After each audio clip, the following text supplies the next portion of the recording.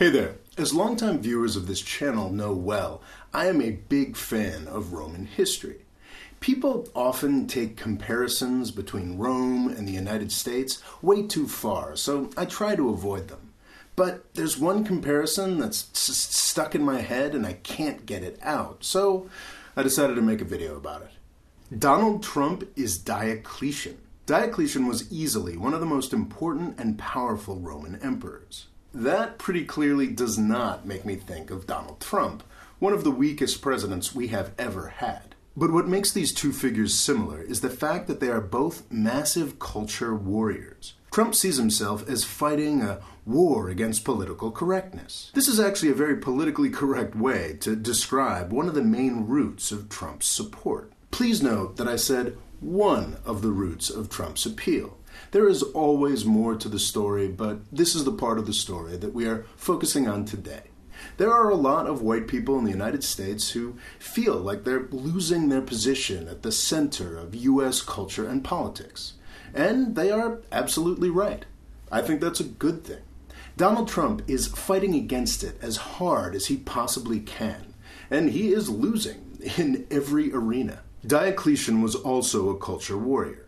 He too was fighting against a change that was sweeping the old empire he knew and loved. He was fighting Christianity. He stood for the old ways and the Roman pantheon of gods. These Christians wouldn't participate in the old rituals, and they were getting more powerful. They refused to worship his holy statues. So he initiated what is still remembered today as the Great Persecution. He made a bunch of Christian martyrs, he closed some churches, and he appropriated a lot of Christian property. Diocletian's culture war is famous, but much like Trump's, it wasn't very effective. Within 20 years, Rome had a Christian emperor, and within 50 years, Christianity was the official religion of the empire. I think that's pretty much how Trump's battle for white America is going to go as well. A better, more diverse United States is here to stay, no matter what the orange hate muppet does. Now, I wasn't going to make this video, mostly because Diocletian is a much more impressive historical figure than Donald Trump will ever be. Diocletian ended something that is called the 3rd century crisis. Throughout the 200s, Rome was falling to pieces. The emperors came and went very quickly. The barbarians were invading, and petty warlords set up their own mini-empires within the territory of Rome. Diocletian put a stop to all that and gave the unified empire another century or so of life. Diocletian ended the Roman Civil War. The Trump-Diocletian culture war comparison is cute, but I didn't see a good Civil War comparison. Now I do, and I've got to thank White House Chief of Staff John Kelly for putting this all into perspective for me. Thanks, John.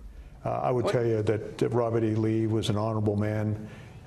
He was a man that gave up his country to fight for his state, which in 150 years ago was more important than country. It was always loyalty to state first back in those days. Now it's different today.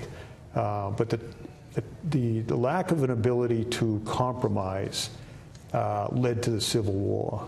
And men and women of good faith on both sides made their stand where their conscience had them make their stand. If you read the history books, they will tell you that the U.S. Civil War ended in 1865. That's certainly when the shooting stopped, but reconciliation is a project that's still ongoing today, 150 years later. In 1865, we had to do two things. We had to find a way to welcome African Americans into U.S. society and politics on fully equal terms. That's a project that still continues today. I've got a series of videos on the topic if you're interested. But we also had to find a way to reincorporate all these white Southern losers. That's where the bullshit story that John Kelly is spinning comes from. Southern presidents like Woodrow Wilson, with the full cooperation of Northern elites, worked hard to craft this new legend of Southern honor and nobility. Racist movies like Birth of a Nation and somewhat less pernicious ones like Gone with the Wind perpetuated the idea that the Southern traders were good guys too. It is to our eternal shame that this project was so deeply linked to white supremacy and perpetuating the misery of African Americans. But it may have served its purpose. White supremacist or not, these myths of Southern nobility helped to create a unified culture for the United States. The 19th and 20th century success of the U.S. might not have been possible without this. The Civil War ended in 1865, but the Civil War over the Civil War continues to this day. The Trump administration may be ending it. Trump's bluntness is making the racism at the heart of these comforting Southern myths very, very obvious. 150 years after the shooting stopped, I believe we can now safely abandon the myth of Southern nobility. The clown in the White House is accelerating this process. This is a very good thing. It may be uncomfortable for some in the South, but they're not going to take up arms over it. So Donald Trump is Diocletian.